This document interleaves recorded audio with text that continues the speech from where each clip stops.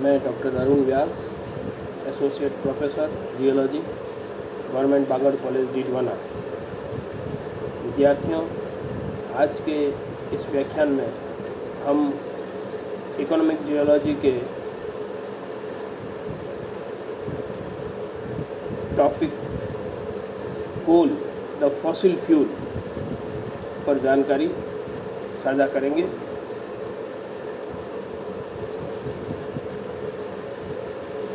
कोयला ईंधन के रूप में एक बहुत उपयोगी खनिज के रूप में कई वर्षों से काम में लिया जा रहा है और एक खनिज के रूप में कोयला या द कोल किस प्रकार से इकोनॉमिक जियोलॉजी में अपनी उपस्थिति महत्वपूर्ण इकोनॉमिक मिनरल के रूप में दर्शाता है, वो इस व्याख्यान के माध्यम से आपको समझाने का प्रयास करेंगे। कोल is defined as a sedimentary rock formed by partial decomposition and diagenesis of accumulation of fresh water and terrestrial plants। यहाँ कोयले को हम एक अवसादी चट्टान के रूप में किस प्रकार से परिभाषित कर सकते हैं, वो मैंने आपको बताया। Coal is the India's most abundant, safe and secure fossil fuel. It is also clean and cost effective. It is a primary source of energy and power. Bharat में खनिज कोयले का ईंधन के रूप में बहुत व्यापक स्तर पर उपयोग किया जाता है और हालांकि कार्बन एमिशन के इशू पर पर्यावरणविद इस कोयले के उपयोग पर चिंता भी जाहिर करते हैं, लेकिन उसके बावजूद भारत कोयले के ईंधन के रूप में, फॉसिल फ्यूल के रूप में इसका उपयोग व्यापक स्तर पर करता रहा है। During Carboniferous period, a large amount of plants were deposited and transformed into coal. The best quality of coal was found in the rocks of lower Gondwana of Permian age। Geological time scale की बात करें तो जो Carboniferous period जो था उसमें बड़ी मात्रा में जो फ्लोरा था वो ट्रांसफॉर्म हुआ और कोल में परिवर्तित हो गया।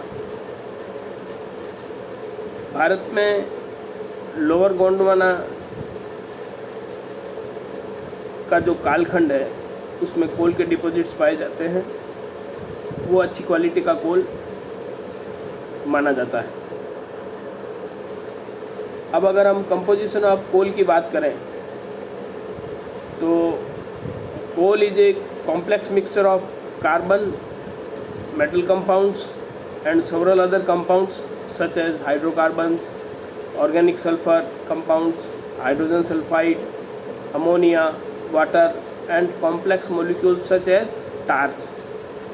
अब इसकी अगर परसेंटेज वाइज अगर अपन बात करें तो इसमें कार्बन 60 से 90%, ऑक्सीजन 2 से 20%, हाइड्रोजन 1 से 12% और नाइट्रोजन 1 से 3%।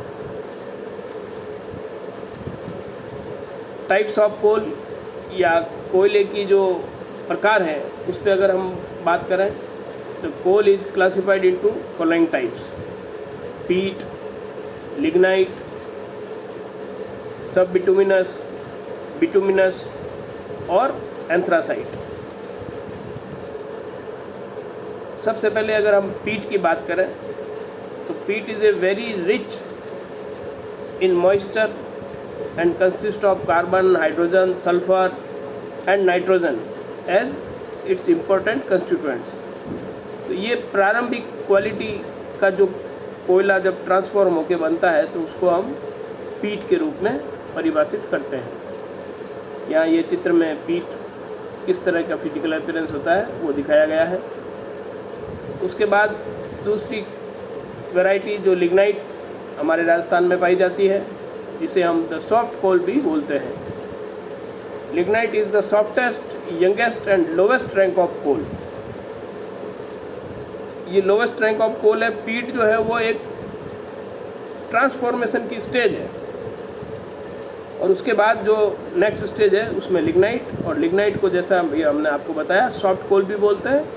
It is the softest, youngest and lowest rank of the coal, often refer to as brown coal. इसको भूरा कोयला भी कहते हैं। With a carbon content of only 25 to 35% and correspondingly lower energy content.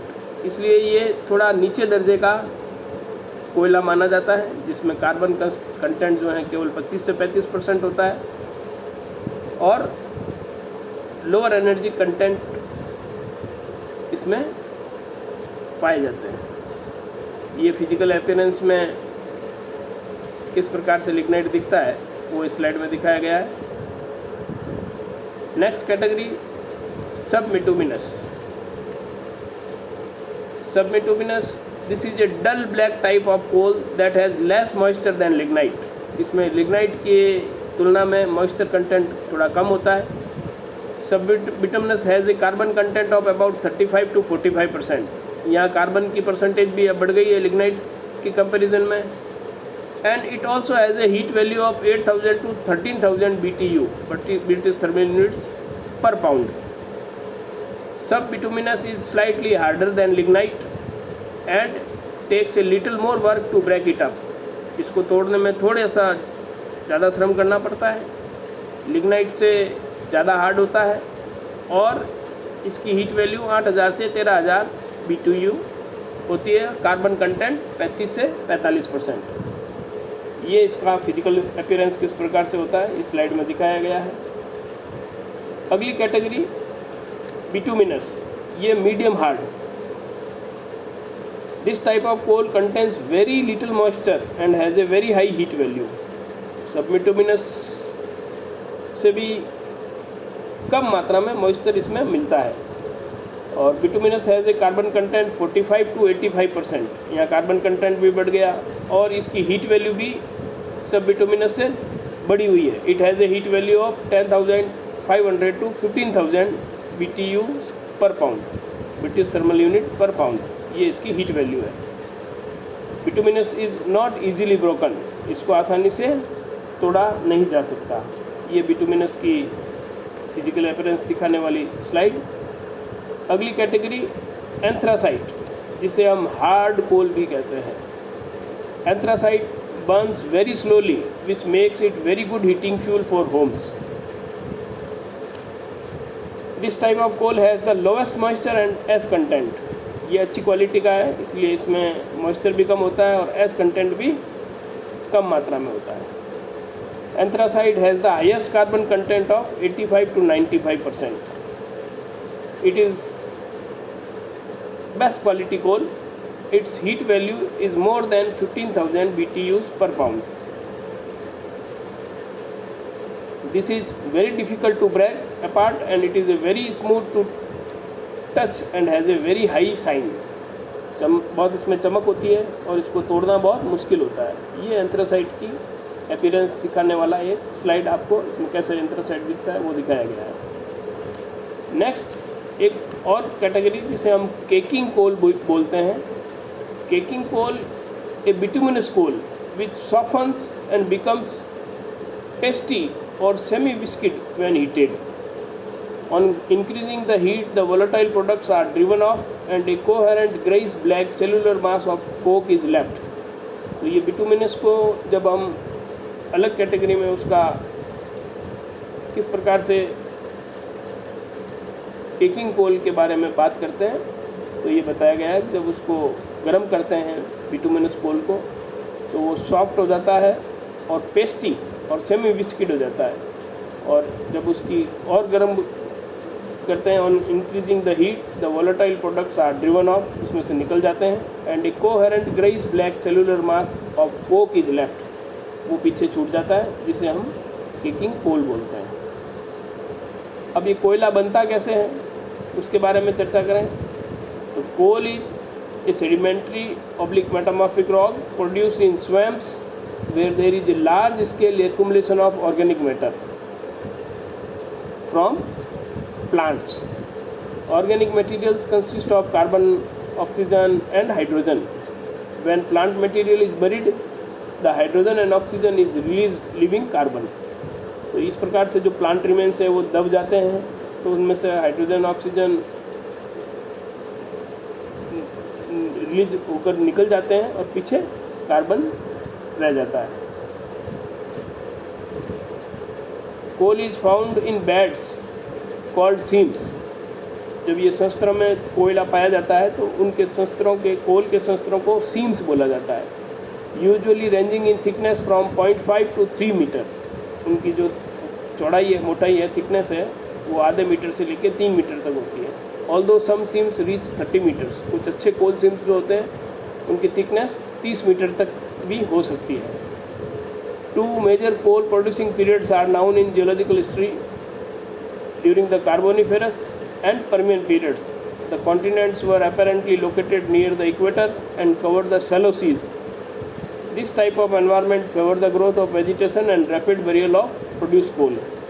Geological time scale में Carboniferous और Permian वो कालखंड है जब एनवायरनमेंट इस प्रकार का था कि कोल डिपोजिशन के लिए वो कंड्यूसिव था. ये इस स्लाइड में आप देखिए स्वैम्प एनवायरनमेंट, उसके बाद उसका बरियल, फिर ग्रेटर बरियल, फिर उसका मेटामॉर्फिज्म, कॉम्पैक्शन, और इन पूरी स्टेजेस के साथ अगर हम यूँ चलें तो ये कोल का निर्माण समझ सकते हैं हम. अलग अलग स्टेज में, 4 स्टेज में इसको इस स्लाइड में समझाने का प्रयास किया गया है. यहाँ अगली स्लाइड में आप देखिए किस तरह से टाइम के साथ प्रेशर और हीट लगने पर जो स्वयं का इलाका है, यहाँ देखिए आप, ये स्वयं ये खूब सारा वेजिटेशन था. तो टाइम और प्रेशर जैसे जैसे बढ़ता है तो पहले पीट बनता है, ये हीट भी बढ़ रही है, ये प्रेशर भी बढ़ रहा है और समय भी उसके साथ कंपोनेंट के रूप में जुड़ा हुआ है. तो सबसे पहले पीट बनेगा, फिर लिग्नाइट बनेगा और अल्टीमेटली लास्ट में कोल बनता है. ये इस प्रकार से इस स्लाइड में समझाया गया है. अब हम कोयले के उपयोग के बारे में बात करें. In the United State coal is primarily use for electricity. 56% of the electricity in the US is generated by coal. अब ग्लोबल वार्मिंग में कार्बन एमिशन बढ़ रहा है. एटमॉस्फेयर में कार्बन की परसेंटेज जो है कार्बन डाइऑक्साइड की 415 ppm से अधिक हो गई है. ये सब इशू ऑफ कंसर्न है, लेकिन उसके बावजूद डेवलपिंग कंट्रीज़ और डेवलप्ड कंट्रीज़ किस तरह से कार्बन का उत्सर्जन कर रहे हैं वो एक बड़ा चिंता का विषय है. और इसमें कोयले का ज़्यादा उपयोग पर्यावरण को प्रदूषित करने में पर्यावरणविद मानते हैं कि वो ज़्यादा नुकसान पैदा कर रहा है. Coal is use to produce and make chemicals, cement, ceramics and metal products.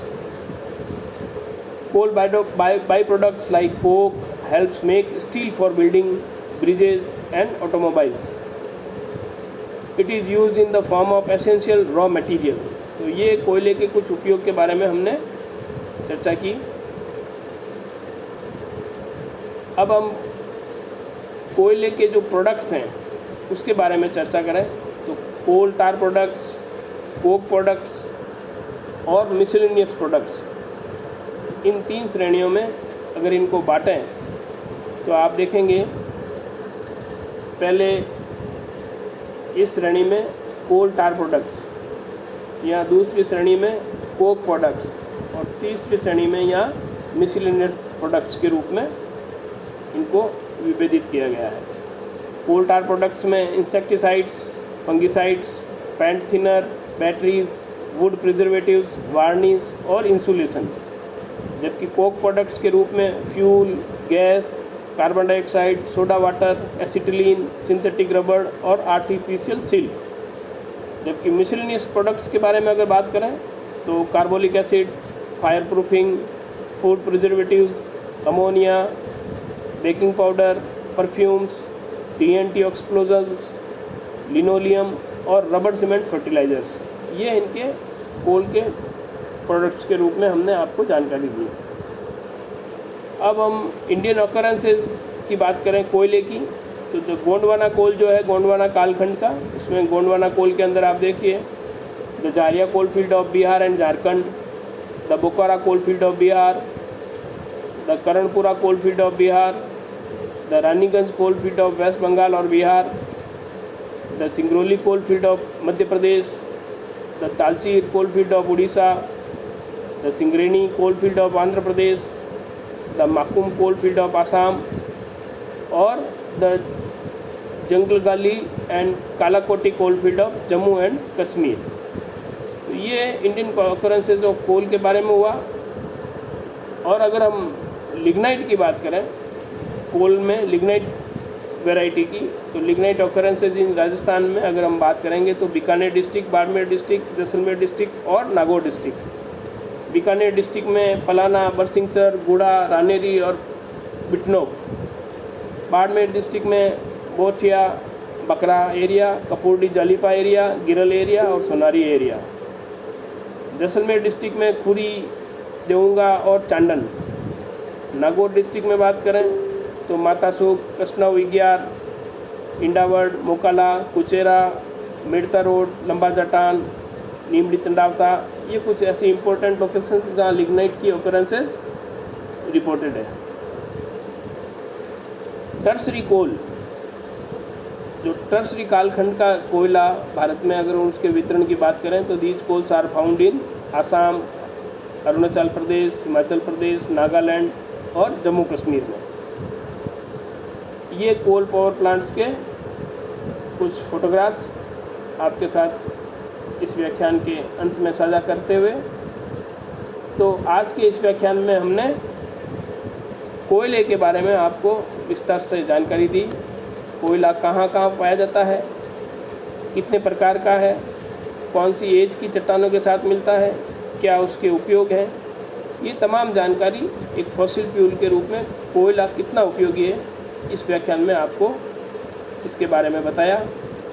इसका वीडियो महाविद्यालय के YouTube चैनल पर आप देख रहे हैं। इसका ही PDF आपके क्लास वाइज व्हाट्सएप ग्रुप में भी साझा किया जा रहा है।